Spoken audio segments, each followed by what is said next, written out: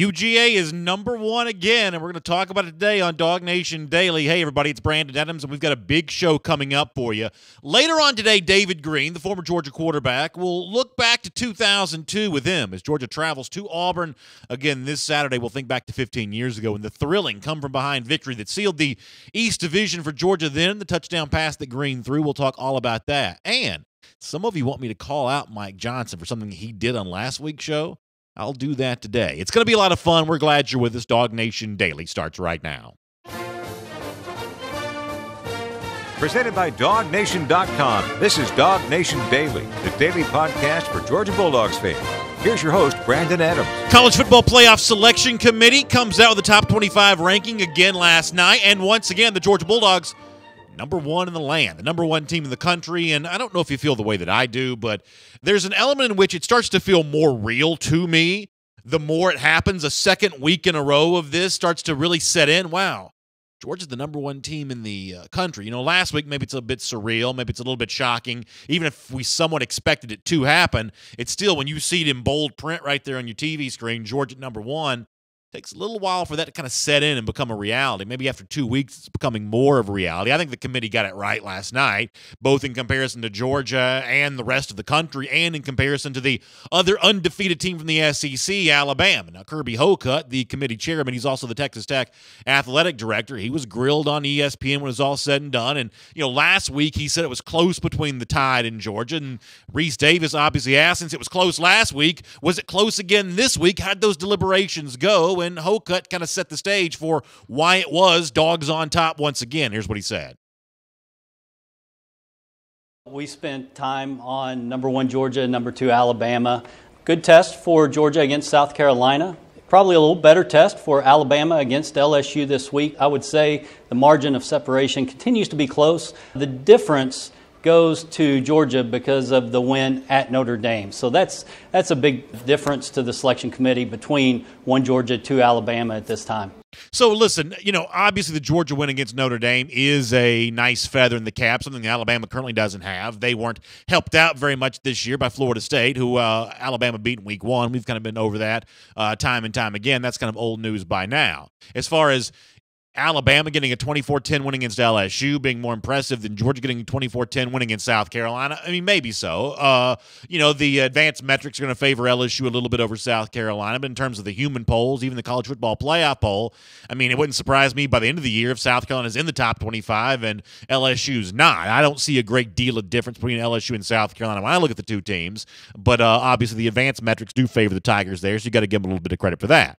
But as far as poking holes in Georgia, it's not so much what Georgia's done up to this point that's a problem for some people. It's apparently the projection of what Georgia might do the rest of the way. Case in point here, ESPN analyst Kirk Herbstreit, who says when he looks at Georgia and its ability to stay at #1 the rest of the season, questions for him center around Jake Fromm. I want to read you here a little bit of what Herbstreit said on television last night.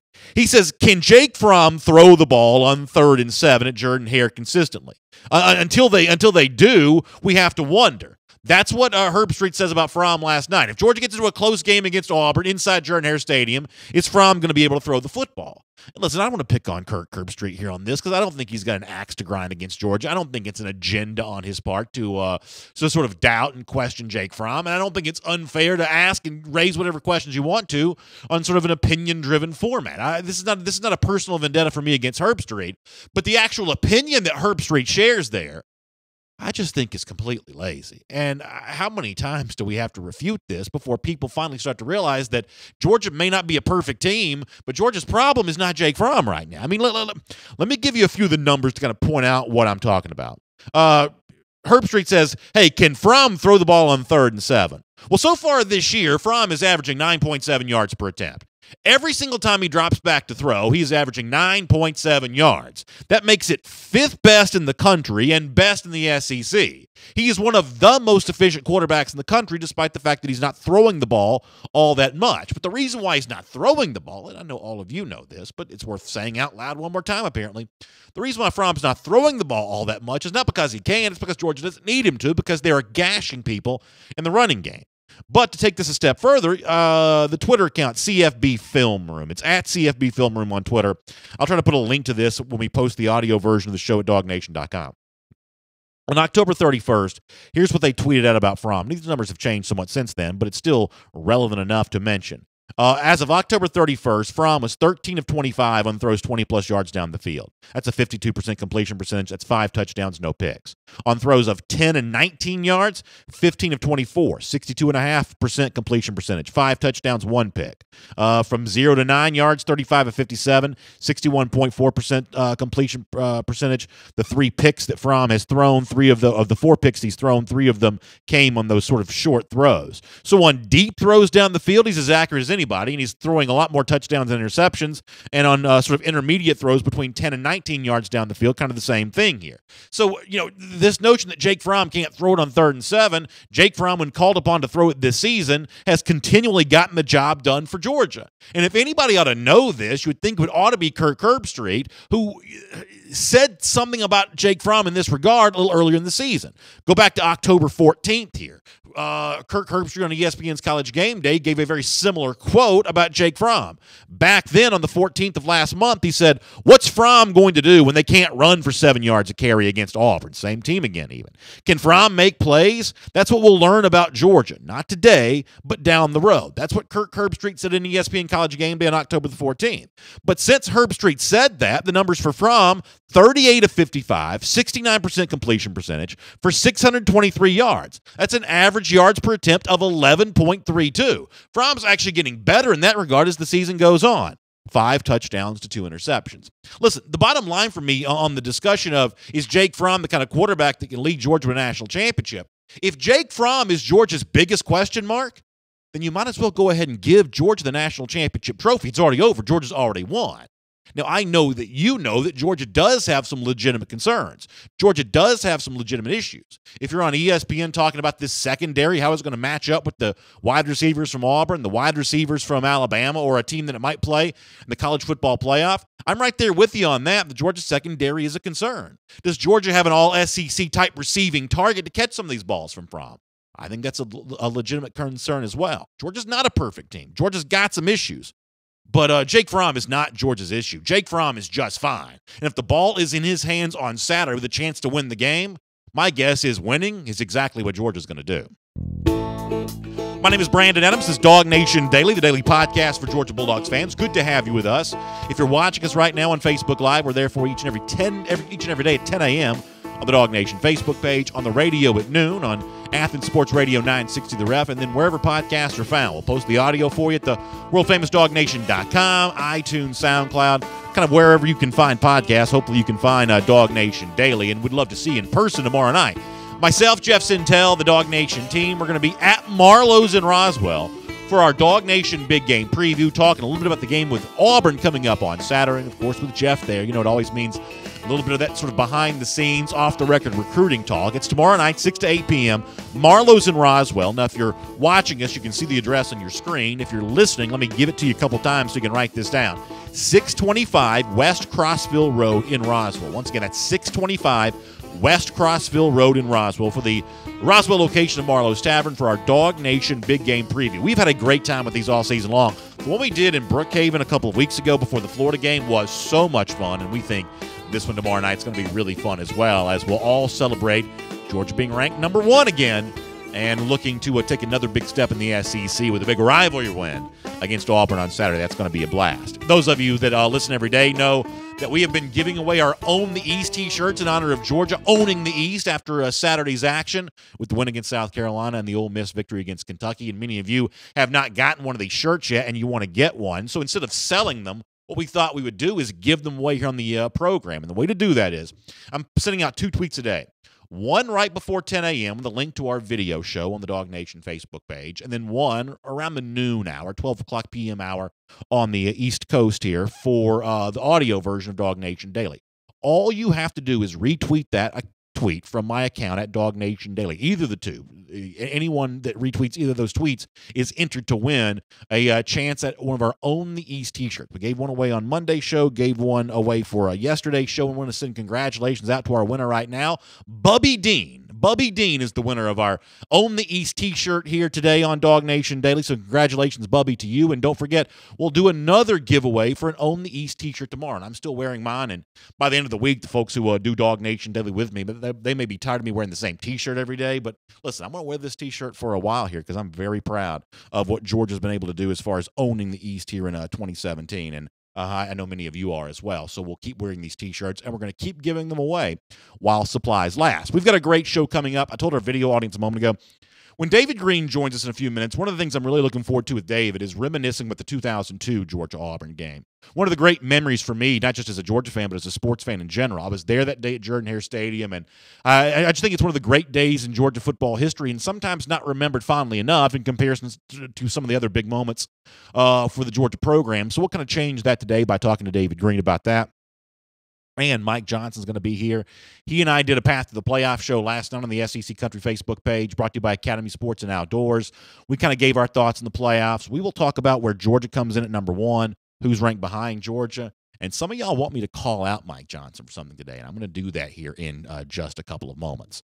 Before that, though, Georgia got some good news on the recruiting trail yesterday, at least potentially. It's not a given this is going to benefit Georgia in a positive way, but certainly there's some tea leaves to be read into. Five-star offensive lineman Cade Mays, a Tennessee commit until yesterday, visited Georgia on Saturday for the South Carolina game. And then a couple of days after that visit, he decommits from Tennessee. Now, the reverberations were felt all around the South on this yesterday because it is, to some people outside of DawgNation, more evidence of just how intense the recruiting efforts are for the Dogs right now, because people sort of connect the dots here. Did Mays decommit from Tennessee because of how much he enjoyed his visit to Georgia?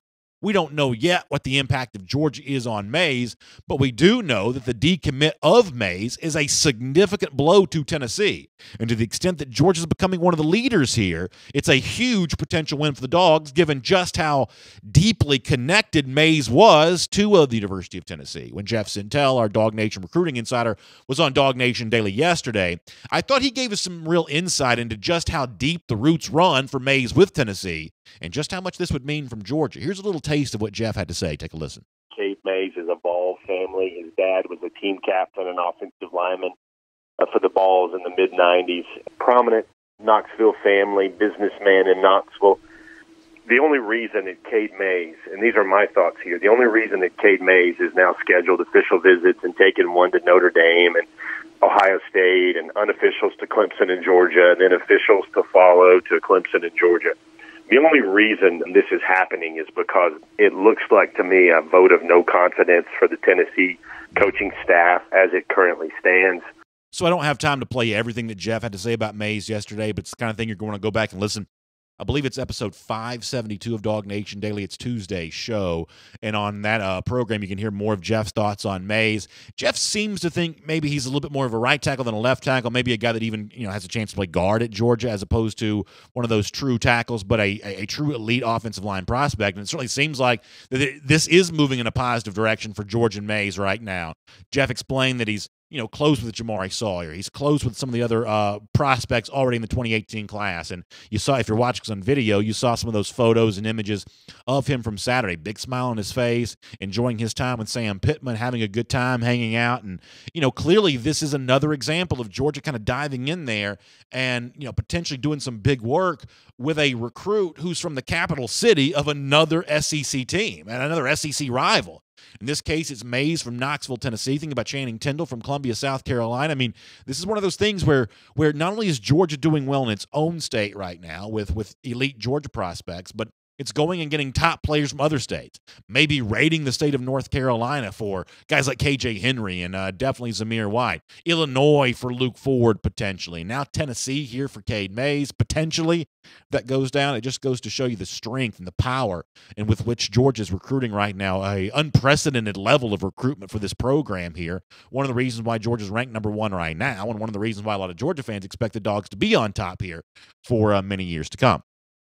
All right, Before I bring on Mike Johnson, we kind of move on with the rest of DawgNation Daily, I do want to take some time to talk about one more subject here very quickly. And I have to confess something. And I hope you all appreciate that here on DawgNation Daily. I try to be as candid as I can be about my own thoughts about something. This is one of those moments in which I wish I was a little happier for a young man than I actually am. I wish I was a little more excited for this guy than I currently feel, because what I saw online this morning was Albert Breer, who's a longtime guy covering the NFL. He's got a 2018 NFL draft mock draft out, and in his mock draft, he has got Roquan Smith, the Georgia linebacker, going 15th overall. Number 15 overall pick. It doesn't matter which team he thinks he's going to, but very much solidly in the first round for Roquan Smith, at least according to Albert Breer. That's great news for Smith. I hope those projections do hold out. I hope that Smith gets a chance to be a first-round draft pick. That sets up his family for life. But if you're a Georgia fan wondering about the future of Georgia's defense in 2018, and would Roquan Smith come back for a senior season to kind of anchor that defense once more, these first-round draft pick projections for a Smith make that less likely to happen. As I said, that's great news for Smith. I wish I could be more excited about it on behalf of Georgia, because as much fun as he's been to watch in 2017, I think there was some hopes he might be back to kind of do it all over again in 2018, but we're going to have to see about that. All right, it's great to have you with us on DawgNation Daily. It is David Green later on. We have some fun with him today, but coming up right now for a look at the college football playoff rankings last night, let's get ready to say hello to Mike Johnson. And I will say hello to him. He is my partner on AT&T's SEC Country Live each and every afternoon at 3 p.m. on the SEC Country Facebook page. It is Mike Johnson, the former Alabama All-American. He joins us here on DawgNation Daily today. Mike, good morning. Thanks for your time on the show. How you doing today? I'm doing good, man. It's good to be back on the show with you guys, and I know that Georgia fans are riding high right now. Well, they are, but there are some Georgia fans who actually want me to call you out for something. Now, if you'll permit me to do this for 2 seconds, I actually don't think you're going to be able to hear the audio we're about to play, but I'll kind of set you up for kind of what it is. Last week when you joined the show, you kind of dive right in with the way that you just did a moment ago, you know, saying hello to Georgia fans and talking about Georgia being number one. But there were some Georgia fans who thought that maybe you were a little too enthusiastic about your proclamation of Georgia being number one, that maybe you were trying to contribute some rat poison towards Georgia's cause. You won't be able to hear this. Let me let the rest of the audience hear this, and people can decide for themselves, is this Mike Johnson doing how he always has done, being nice to us here on DawgNation Daily, or is he trying to drop off some rat poison? Let's take a listen. Mike, good morning to you. Thanks for being a part of the program. How you doing today? I'm doing good, man, and congratulations to all the Dog fans out there ranked number one in that college football playoff. No, don't even start that. Don't even start that. Now, don't start trying to play these mind games. So listen, Mike, this is the point in the season where it starts to get real here a little bit. You know, Alabama number 2, Georgia number 1, maybe collision course undefeated. As I said, there were some people last week who thought you were a little enthusiastic about talking about Georgia number 1, that maybe you were kind of a secret agent for Nick Saban trying to instill some rat poison in the program. I mean, say it ain't so, Mike, please. Oh, that's not so at all, man. I'm excited for Georgia. You know, as you know, I live right here in Atlanta, and listen, it's an exciting time for the SEC. I think for me and a lot of Alabama fans, they're more so welcoming of Georgia right now. I'm telling you, I think it's true because, you know, Alabama for a while has been kind of the torchbearer for the SEC. And that's not to say that, we want Georgia to beat us in a couple of weeks in the SEC title game, but it is nice to see Kirby Smart go over to Georgia and resurrect that program to play at the top of its ability.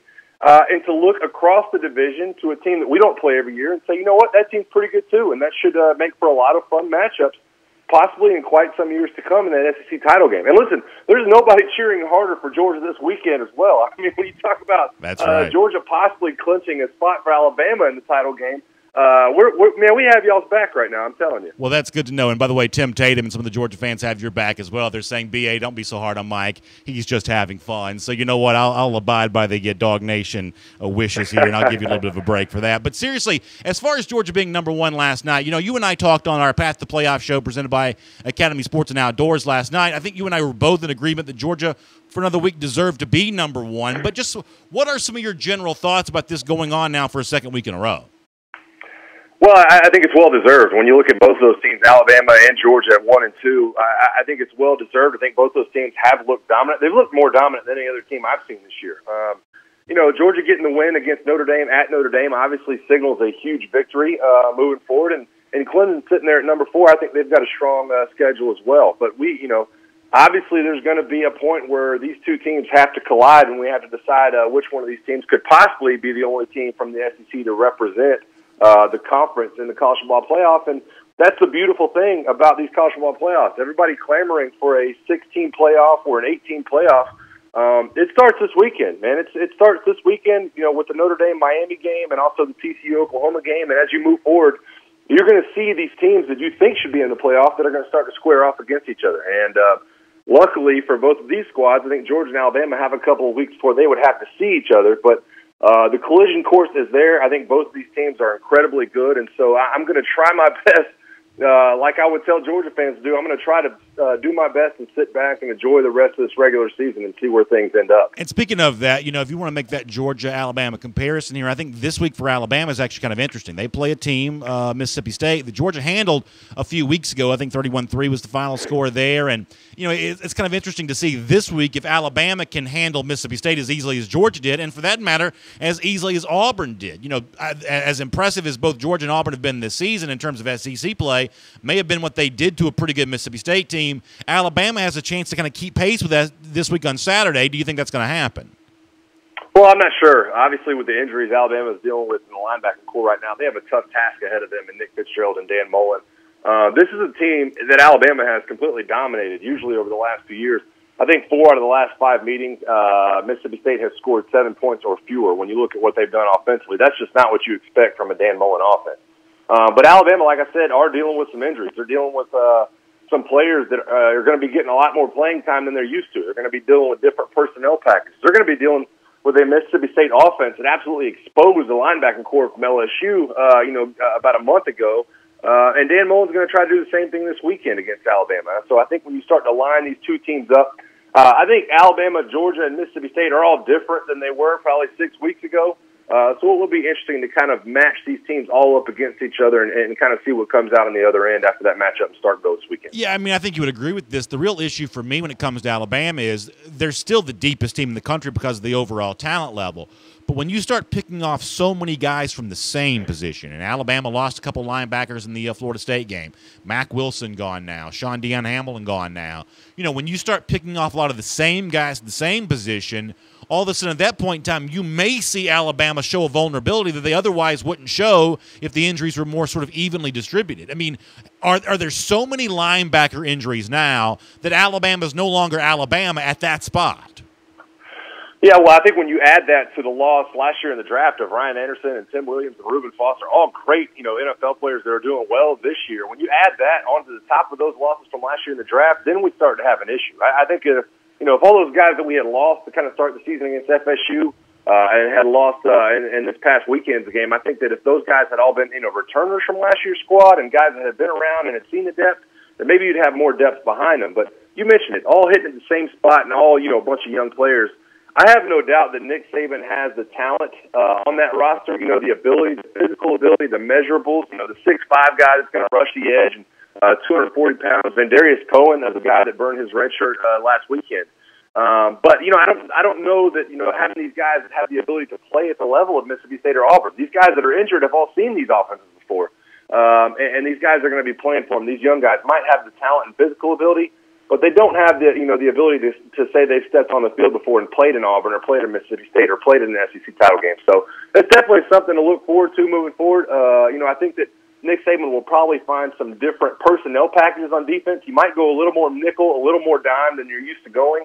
And they'll try to find ways to work around it, but there's no denying that this has definitely been a big hit to Alabama's season so far. And just to make the comparison to Georgia here for a moment, special seasons require a little bit of good luck. Georgia may have gotten some of that a couple of weeks ago because you potentially almost had the same thing for Georgia at a different position. One of Georgia's deepest position groups is the defensive line, defensive tackle especially, and, for a while you had Trent Thompson dealing with an injury. You had Tyler Clark leave a game because of an injury. David Marshall, one of the defensive ends, he didn't play. DeQuan Hawkins-Muckle missed a game. Those all clustered together around the same time, but Georgia then had a bye week to kind of get them healthy, and pretty much everybody kind of got back to a full strength again. But, Georgia almost dealt with a depletion to one of its deepest units, but as timing and luck would have it, was able to kind of get those guys back healthy again. So it just goes to show you, Mike, if you want to have a really special season, you got to get a little bit of a help from the injury luck, and Georgia probably got that on defensive line in a way that Alabama's not getting that from its linebackers. Well, I think that's definitely something to point at. I think that's why Georgia's continued to play at such a high level. I mean, they have such a dominant front seven right now. I think the matchup this weekend against Auburn is going to be extremely intriguing when you talk about it from an X's and O's standpoint. I think that's what a lot of Alabama fans will be tuning in to see. But you're right. Health always considers a little bit of luck. A lot of the national title teams that Nick Saban has had at Alabama have stayed remarkably healthy. You haven't had to deal with a ton of the injuries that some of these other teams have. But it's definitely biting them in the butt this year. And you mentioned it all at one position, really, at that linebacking position. I think a lot of Bama fans are nervous what the next few weeks might hold. So, obviously, it's a big game for Georgia on Saturday against Auburn, and that's a team that you and I talk about a bunch on AT&T's SEC Country Live on the SEC Country Facebook page in the afternoons. Tell me how good you think Auburn is right now, because, going back to the start of the season, this was a team that I thought had a real chance to be something. Now, did I expect Auburn to lose to LSU? I didn't. That was a surprise for me. But for the most part, Auburn has turned out to be about as good as I thought they had a chance to be. How big of a challenge are the Tigers for Georgia on Saturday? Well, listen, I think what's intriguing about this matchup, like I said, the X's and O's part of it, the different philosophies that you're seeing from these two universities. You've seen this play out in the Iron Bowl for, the last 10 years. You've seen these, differing philosophies about what an offense looks like or what a defense looks like.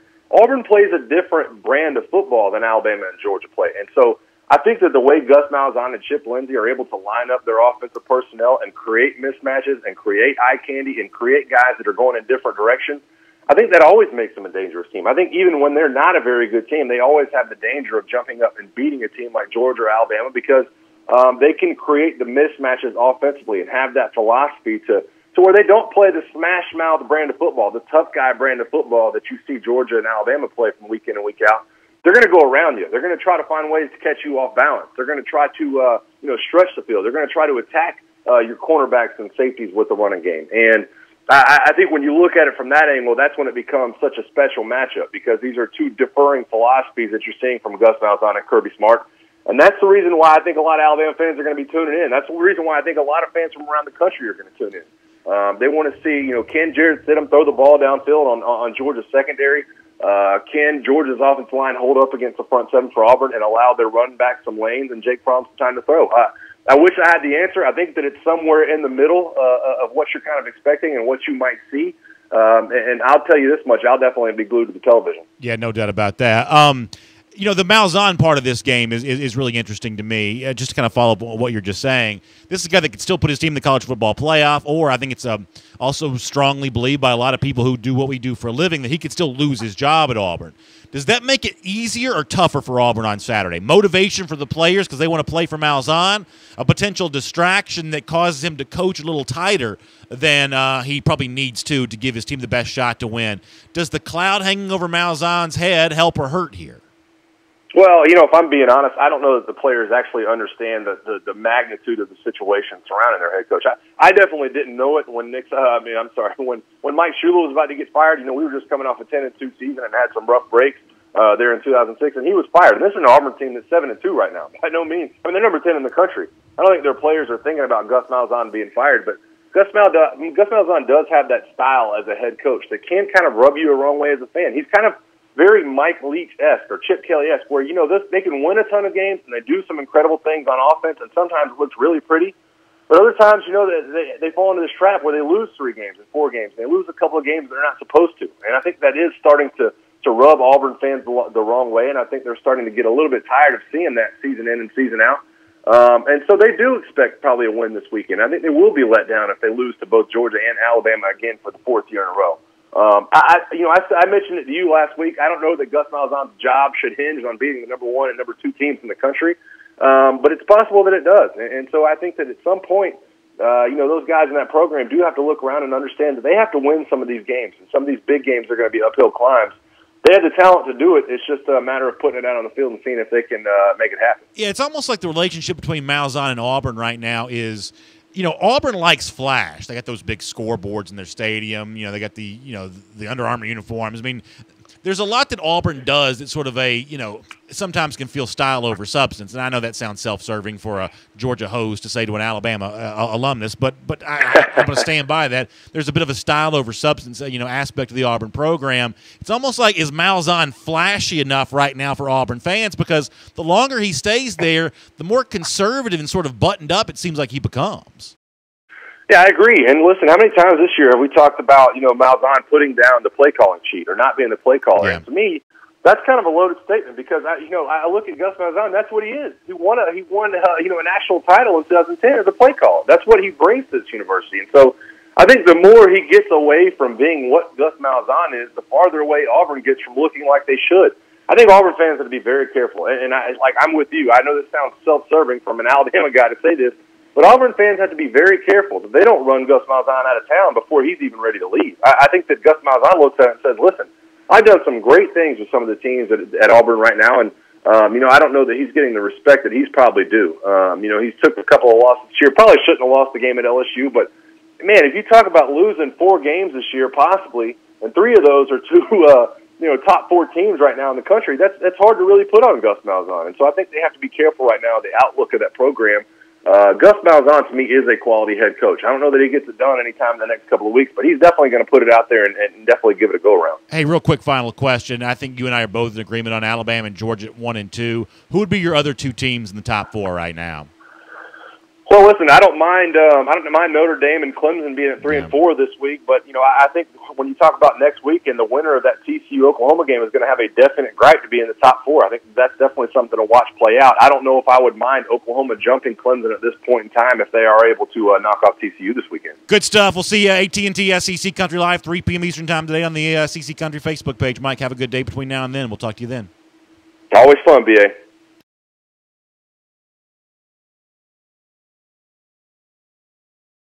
Let's take a look around the rest of the league. This is SEC Through. All right, good stuff there from Mike Johnson on DawgNation Daily today. We'll look forward to catching up with him on AT&T SEC Country Live, 3 p.m. Eastern Time today on the SEC Country Facebook page. That is going to be a lot of fun. Before we move on to the rest of the show, let me remind you the DawgNation Daily today is brought to you in part by my friends at MyBookie.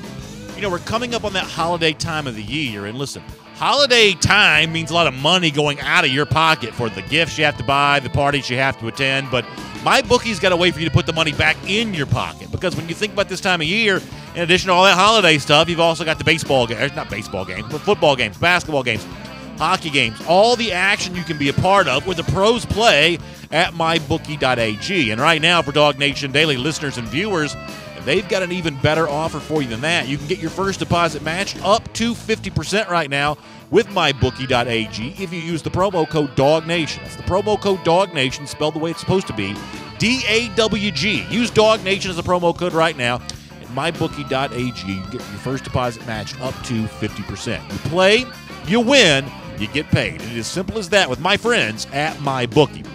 All right, a couple things I want to talk about here before we kind of dive into the SEC Through and then bring on David Green here in a moment.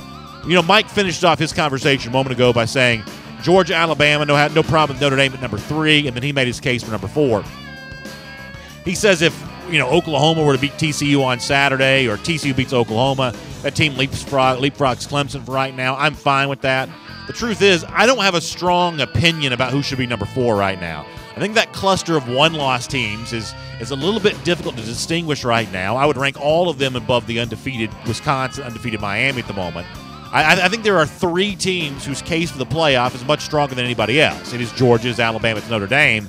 I don't have a strong case to be made for the 4th as of yet. Also, one other quick thing here. A few minutes ago I talked about Roquan Smith's appearance in some first-round mock drafts. And I kind of joked that that's semi-disappointing for me because while I'm happy for Roquan, love to see him back at Georgia next season. Some people are talking about, what about the idea of Monty Rice becoming the next Roquan Smith, occupying that spot next season? I think that Rice has got a bright future at Georgia. For me, Rice is a little more of a run-stopping linebacker, more so than the Roquan Smith sort of do-everything inside linebacker who spies quarterbacks and cuts off passing lanes. I think Roquan's a pretty special player, and I think whoever the next Roquan is for Georgia is probably going to be answered in future recruiting classes, maybe even Owen Pope for the class of 2019. With that said, let me slide in here to our SEC Through. Last night 5 SEC teams do show up in the college football playoff top 25. Obviously, Georgia at number 1, Alabama at number 2. You've got Auburn at number 10, still very much alive. Now, I don't know that Auburn's going to be able to win either of its big games coming up, but there is a path there for Auburn, no doubt about it. Mississippi State at 16. Mississippi State being at 16, not relevant so much for them. They're not going to be able to climb much higher than that. But it is one of those moments that sort of proves how impressive Georgia's been this season, 31-3 early in the season. And as we talked about with Mike Johnson a moment ago, it gives Alabama a chance, going to keep pace there as well. And I don't know that Alabama's capable of doing that. Kirby Hocutt last night said that Alabama beating LSU was more impressive than Georgia beating South Carolina. Maybe so. But let's see what Alabama does on Saturday against the Mississippi State team that Georgia clobbered early in the season. And then LSU hangs around at number 24 in the polls. Once again, relevant for what that does to other teams. That gives Alabama what it needs right now, which is a win against a team inside the top 25. And LSU, even after dropping from 19 last week, still provides that for Alabama for the moment.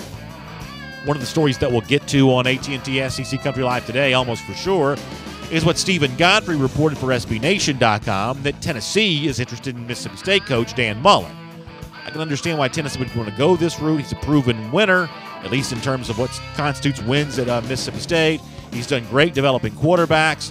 What I find to be interesting about this, if Mullen were actually interested in Tennessee himself, I think he does want to leave Starkville. It's a real statement about not just the Tennessee program, but the Florida program, the place that Mullen used to work. How is it that Mullen would choose the Vols over the Florida Gators? You have to assume that Florida's also reached out to him. That seems to be a bit of an indictment of how Mullen views the culture at Florida right now. Maybe the current athletic director, Scott Strickland, the guy that he worked with at Mississippi State. Maybe the issues with the program that caused Jim McElwain to be unhappy there, as ESPN reported, never fully embracing the Florida job. And what caused Urban Meyer to want to leave after 2010. So kind of an interesting story. We'll talk more about that on AT&T SEC Country Live today. But for now, here on DawgNation Daily, as we wrap up our SEC through, let's transition over and say hello to David Green, former Georgia quarterback and a guy doing some great things all throughout the state of Georgia, including hanging out on Saturdays sometimes over there at Tailgate Apparel right there in Athens, Georgia. They've had great autograph signings all year before every Georgia home game and some really cool UGA apparel. And David joins us back here again on DawgNation Daily today. David, thanks for your time. Good morning. How you doing? All right, we'll get David coming up in just a moment. Sounds like we don't quite have him ready to go, but we will get him when we do have him. While we're waiting on David, we'll catch up with you on some of your comments, and y'all just let me know when we do have David there. Some of y'all thanking the folks who work behind the scenes here every day at DawgNation Daily. Yeah, they do a really good job. Scott Chrysler says Greeny is a DGD. There is no doubt about that. Jimmy Barnes says it's going to be a wild last 3 to 4 weeks of the college football season. Yeah, it is absolutely going to be. Robert Dibble says play the guitar, BA. That must mean we must have had one of those weird deals with the guitar again and the music for the SEC through. I don't know why it does that. Every now and then it just sort of like cranks it up too loud. I don't quite know what that's about. So I'm not quite sure about that, but sorry that y'all had to endure that. Galen Jacob says, what's your confidence level of us finishing the regular season undefeated? I think there's a good chance that Georgia will be able to do that. I mean, obviously, the toughest test is on Saturday. You would think if Georgia gets past Auburn, Kentucky and Georgia Tech are not nearly as stiff of a challenge there. So, I think that Georgia's got a really good chance to be able to do that. Philip Bailey asking about the chances of Jacob Eason transferring. Don't quite know what to expect from Eason on that front as of yet. I do think that I think that Georgia's going to try to do what it can do to keep Eason. They're going to try to make that happen, but obviously Eason's going to want to be where he can play. And he's not playing right now with Jake Fromm. And next year, Justin Fields is going to be here. The thought would be it'd be even more difficult for Eason. I'm sure that Kirby Smart will tell him what he's told both of his quarterbacks this season, that it's always a competition and an opportunity for someone to win. And I'm sure that Kirby Smart's going to try to give that message to Eason. But will Eason be ready to receive it? Only Eason and his family knows for sure right now. This is obviously something that's on dog fans' radar for a reason. But it's too early to decide. Obviously, I don't think any Georgia fan wants to wish him out the door because that's the kind of guy that can can really contribute to Georgia's depth. As it stands right now, Georgia's got one of the best backup quarterback situations in the entire SEC. They'd like to keep that, the case, but it's obviously going to be a very difficult thing to be able to do. So it looks like we're trying to catch up with David Green. We'll kind of figure out where that's going here. If we can't get him today, maybe we'll get him a little later on in the show. Mason St. Germain says that he likes how we address the comments here on the show. Listen, Mason, that's one of the things that is the most important thing for me about doing the show on video, because for a long time, DawgNation Daily existed kind of only in audio form. And when we transitioned to video, the question became of, well, why do you do it on video too? Because it's not just seeing my face, because frankly, seeing my face is probably not all that attractive of a thing for you on a daily basis. There had to be some sort of compelling reason to, build a studio like this and put the cameras up and, get the folks who help us behind the scene. There had to be a good reason why we wanted to do that. And the real comment section, the chance to kind of interact and have the two-way discussion back and forth became one of the most compelling reasons why we decided that we wanted to do that. So I'm glad that you enjoy that part. It's really one of my favorite parts of the entire day. Of all the things that I do on air here for DawgNation.com and for SECCountry.com, the thing that makes me the happiest is the chance that we have to kind of talk back and forth, because nobody wants to just hear me spout my opinion over and over again. People want to have their own voice heard. And I'm honestly curious what people think. Do people agree with what I'm saying? Do they have a different opinion? Or are they bringing up some really good point that I haven't even thought of?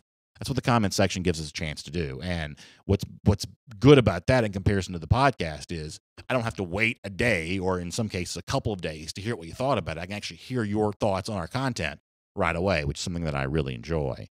All right. Diedrich Frazier also brings up the Ric Flair 30 for 30. It was epic. So I told y'all, I go to bed really early. Did not get a chance to see the whole thing. I watched a little bit of it just because I couldn't help myself, but I can't wait to watch the whole thing. Diedrich, I have heard a lot of good things about it. So I'm hoping that's the case. All right. So it sounds like we're having a little bit of trouble. Catching up with David Green today. He may be detained here. So why don't we do this?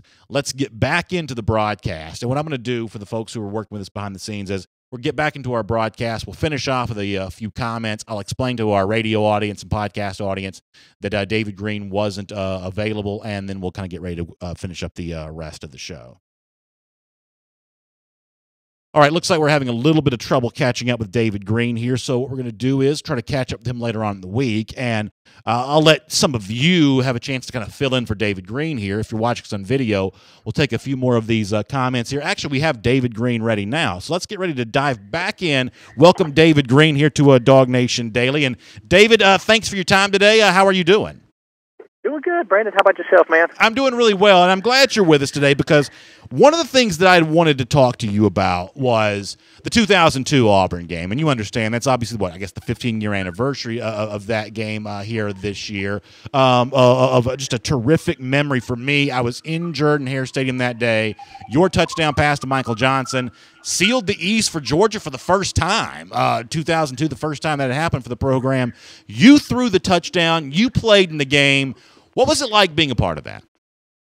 Well, I tell you, Brandon, it's funny when people talk about, the biggest game ever played in. I think most fans go back to the Tennessee and they think about the hobnail boot, the call, and the whole deal.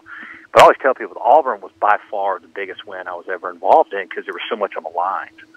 If we didn't win that game, we don't go to the championship and represent the East and have a chance to go on and do, win a championship that year. The environment there at Auburn, Brandon, is like no other. This game this weekend is going to be crazy, because obviously Auburn's got to win. If they want a chance to win the West, they have to win this game. Obviously for us, if we want to stay number one and look at the ultimate goals down the road, we got to win this game as well. You got two really, really good teams that are playing excellent football, that it's all coming to a head. So, I can't remember the last time I've been this excited about a Georgia-Auburn game. Yeah, I know exactly how you feel. I think a lot of our audience feels the same way. It's one of those days that you feel like is going to have some historic significance for the Georgia program, much like you said, as that 2002 game did those years ago. And this is not a criticism, it's just an observation. It almost seems like Georgia fans are a little too quick to forget that game in comparison to the hobnail boot in 2001 or the Lindsey Scott Buck Bellew play in 1980 or, some other things you might mention. And I think one of the reasons is because, while Larry Munson was on the call for the 2002 Georgia-Auburn game, his touchdown call that day probably not as remembered. No one really seems to remember what he said. And I think that one of the things that helps hobnail boot or run Lindsey run is the fact that the Munson call is almost just as synonymous as the play itself, kind of like the Georgia-Auburn game in '82 with the look at the sugar falling down from the sky. Maybe that Georgia-Auburn game in 2002 doesn't come top of mind for Georgia fans like it should, because I agree with you. Not only is it your most significant win, maybe, it's one of the most significant wins in the sort of modern-day age of Georgia football. Yeah, there's no question, because I tell you, that team in Auburn, they were very good that year. And if you remember that game, Brandon, we had offensively probably the worst first half of football we played all season long. Yeah.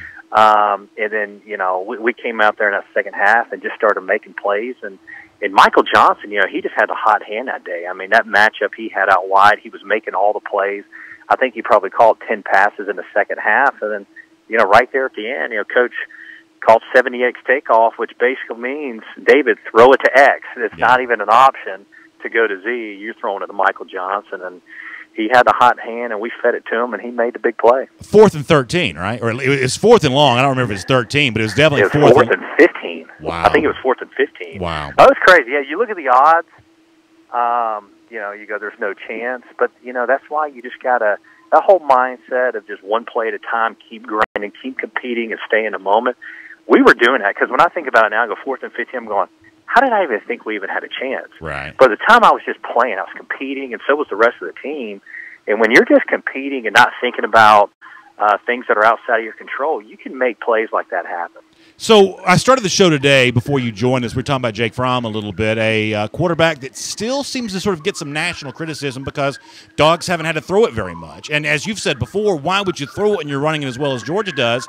But the point that I keep trying to make on the show, David, is that when Jake Fromm has been called upon to throw, he's done everything that Georgia has needed for him to do. What is this about in your mind that it seems like nationally Fromm is still not getting the credit that he deserves, even though statistically he's having one of the best seasons of really not just anybody in the SEC, but based on certain metrics, anybody in the country? Well, Brandon, it's one of these deals as players and even coaches, you get labeled. And I think the only thing that people can really point to with Jake is the fact that, A, he's a freshman, so that kind of scares people naturally.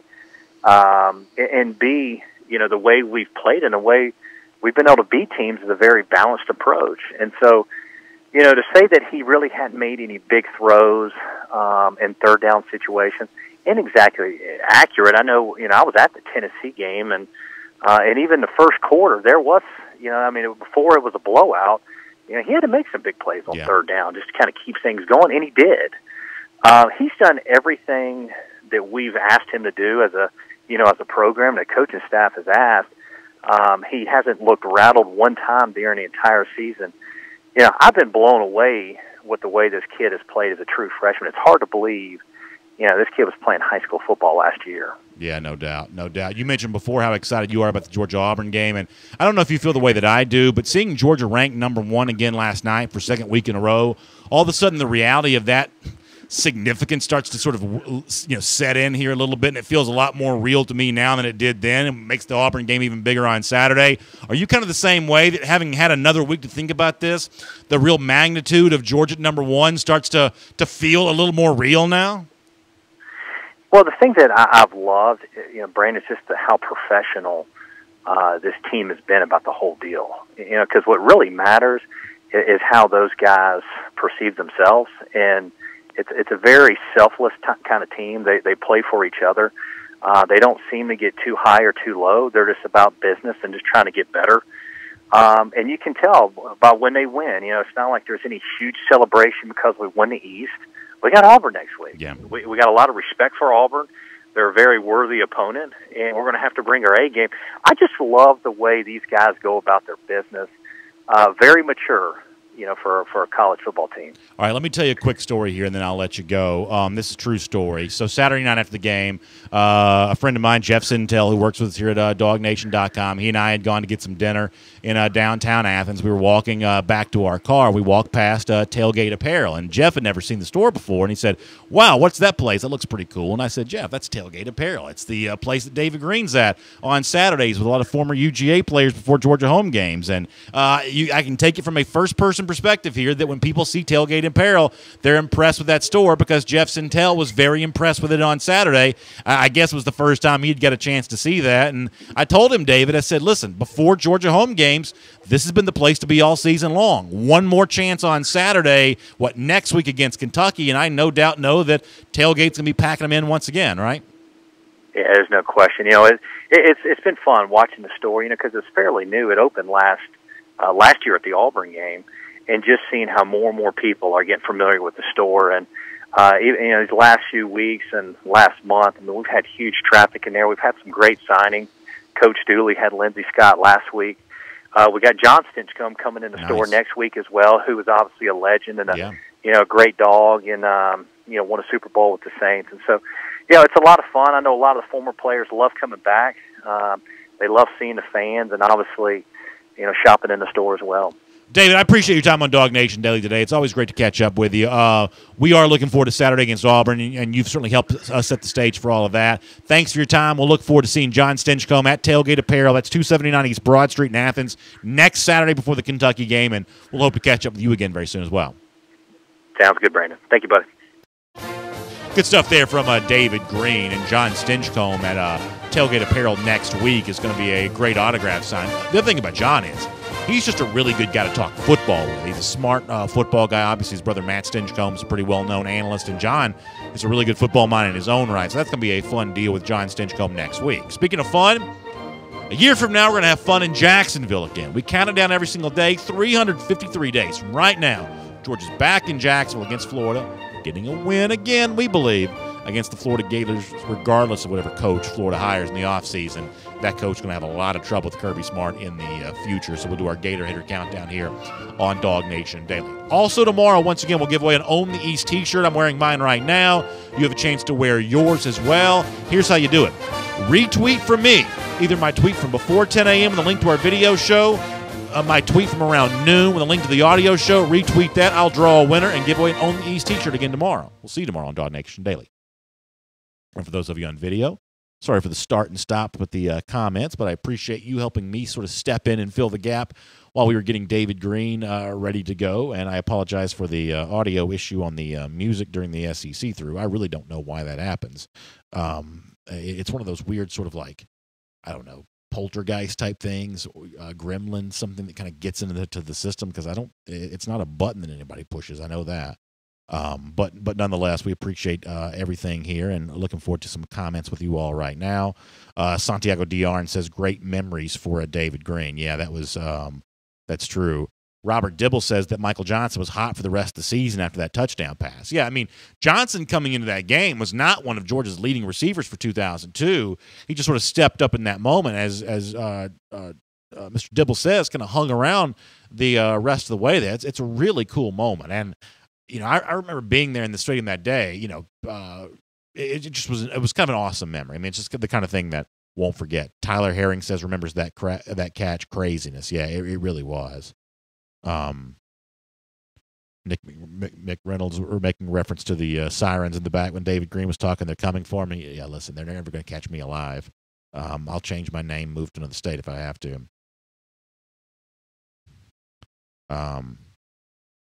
So we'll get some more comments here. I'll kind of scroll up.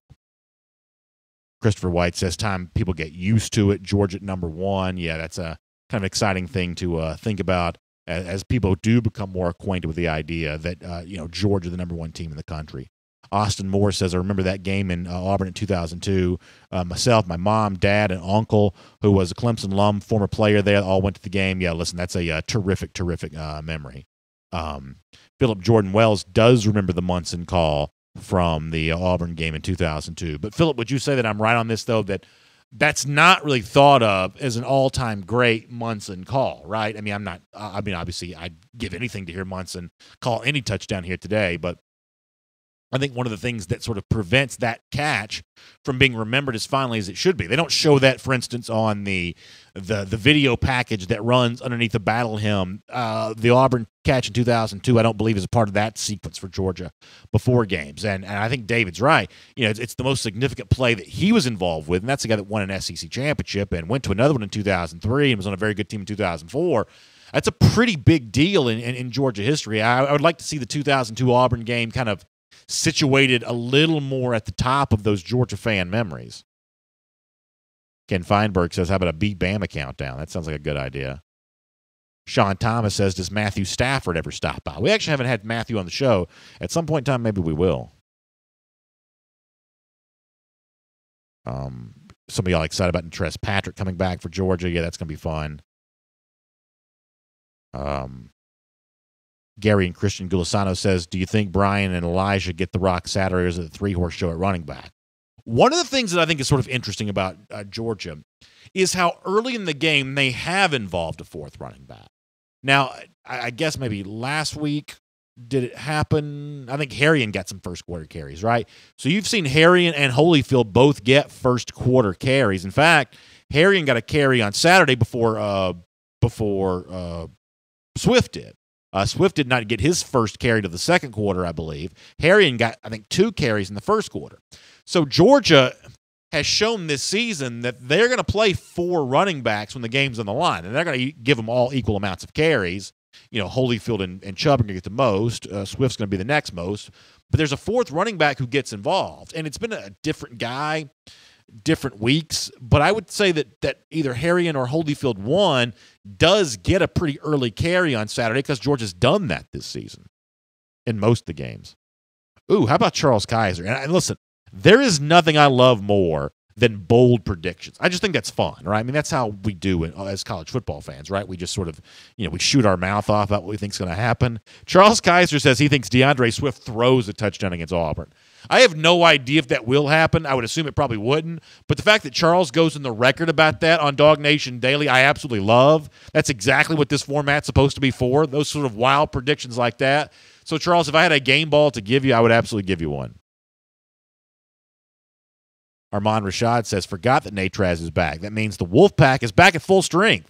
No need to worry about a thing, B.A. Dogs on the hunt. Yeah, Natraz coming back is kind of cool, and I thought that Kirby Smart's response to that this week is kind of cool, too. First of all, as you know, Kirby has never acknowledged that Patrick's actually been suspended for 4 games. even on Saturday, he was like, yeah, or I should say even earlier this week, he was like, yeah, all discipline's handled internally. But what he did say about Patrick is that everything's competition related. So nothing given to Patrick, even though the suspension's over. But he's been practicing. My guess is that he's been, handling his business in practice the way that he always has. And Patrick coming back for Auburn is a really nice addition to this Georgia team for sure. Mark Lewis Johnson says, I think we can have more than Clemson's 11 sacks on Saturday. I think the Auburn offensive line has gotten better since the Clemson game. In fact, Gus Malzahn's actually talked about that a few times since then, that line's kind of come together a little more. And I probably should have asked Mike more about that today because Mike obviously understands the offensive line given the fact that he played there. And I think he's been paying attention to this Auburn offensive line. That's actually kind of dumb on me for not asking. But I do think because of different personnel and maybe different technique, different strategy, I think the Auburn offensive line's improved since the Clemson game. So I thought it was interesting, though, what Chip Tower said on Monday when he came on the show, that he thought that Mel Tucker may be saving something for Auburn, and they may dial up some blitzes on Saturday in a way they have not been as of late. That's something to watch for. Dustin Goodwin says we got to watch out for some trick plays against Auburn. I think that's always something to be mindful of. We just said, is Mel Tucker saving something for Auburn? Is Chip Lindsey, the Auburn OC, saving something for Georgia? Fair question. Julie Craig says, surprised that Holyfield didn't play last week. Yeah, I mean, obviously he had a nice moment in the Florida game, but that competition between Harry and Holyfield is ongoing, I think. Ken Feinberg says Holyfield's been a monster when given the opportunity. That's true. Scott McFadden says, can't afford mistakes on Saturday, praying for 0 turnovers. Yeah, that'd be nice. Joshua Evans says, sick of Herb Street, contradict himself when it comes to UGA. Guy does not like us, and it makes it obvious, hate that guy. So, I mean, I certainly understand where, like, you know, the perceived bias comes from. And, you know, Herb Street is one of these guys that sort of suffers from his own fame. You know, he is, I think, the most recognizable voice in college football. He's not a play-by-play guy, but in terms of opinions, I mean, Herb Street is sort of the most famous analyst because he sat on that College Game Day set for such a long time. And so everything he says kind of comes with extra weight. You know, if I go on SEC Country Live and say something, by the next day, most everyone's forgotten what I've said. Herb Street's words don't get forgotten quite as easy. But to go back to what we said to start the show, I just think he's flat wrong when it comes to Jake Fromm. Just wrong. Danny Smith says, like the idea of letting the backups play early. I like the fact that Georgia's backups are good enough that they can play early. I mean, it just speaks to the depth of this roster right now. Lavelle Hughes says, start giving away some game balls. Maybe we will do that. Maybe we'll get the DawgNation Daily logo on a ball and start giving them away.